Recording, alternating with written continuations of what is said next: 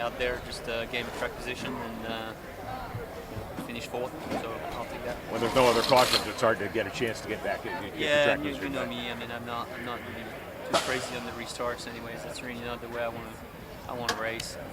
I think we really keep on being bottled down a certain path where it's win or lose at starts and restarts, and I don't think that's the way we should be racing, because unfortunately we see some pretty stupid stuff happening because of it, and desperation is never good. Your run today helped Honda probably lock up the manufacturer's crown. How big is that? Big deal. I mean, it's been a long time coming. Really proud that we could help, and really proud to be a part of the stable. You had your trepidations about, after what had happened back, especially with the fence. What was it that eased your concerns? None whatsoever. Basically, everybody's strapped in, and you're the only one bitching about something. And I mean, when you look at that fence, I don't know how we could race it, but everybody was okay with it. So on with the flow you are. That's it. There's not much you can do. Was this a day where it kind of shows the mettle of a professional race car driver and the struggle of being a regular man sometimes? Because I know there was some things you saw out there that it's always extremely difficult to get your head back in the game when you see stuff like that. Obviously, I saw Robbie go straight in the fence, and we all know how lethal those things can be, and just glad he's not under life threat. And I don't know how severe the injuries are going to be. I hope it's not too bad, but it's probably not very good either. And also, once the race restarted, everybody kept it fast, safe, and green.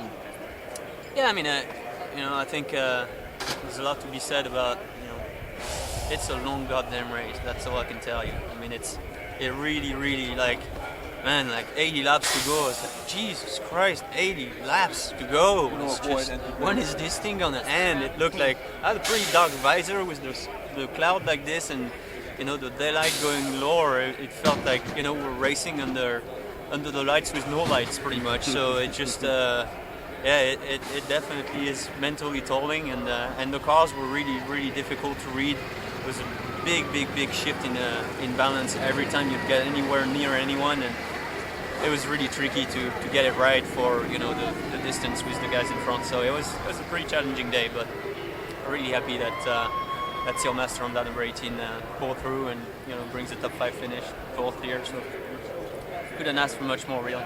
How hard is it? You mentioned how hard is it to get your head back in racing when you know the fence and you know something happened with Robbie? I mean, how hard is it just to get yourself mentally ready to go again? It's hard. I mean, it's not the first time I've got to do it, but the first time was with Bruno in 05 in Indy, and that was really tough. And I guess I don't know.